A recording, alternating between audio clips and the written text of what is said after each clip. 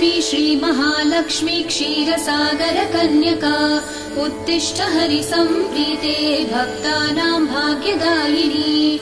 श्रीलक्ष्मी श्रीमहालक्ष्मी क्षीरसागरकन्यका उत्तिष्ठ हरिसम्प्रीते भक्तानां भाग्यदायिनी।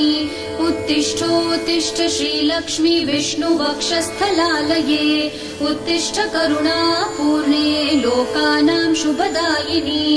उत्तिष्ठोत्तिष्ठ श्रीलक्ष्मी विष्णुवक्षस्थलालये उत्तिष्ठ करुणापूर्णे लोकानां शुभदायिनी। श्रीपद्ममध्यवसिते वरपद्मनेत्रे श्रीपद्महस्तचिरपूजित पद्मपादे श्रीपद्मजातजननी शुभपद्मवक्त्रे श्रीलक्ष्मी भक्तवरदे तव सुप्रभातम्।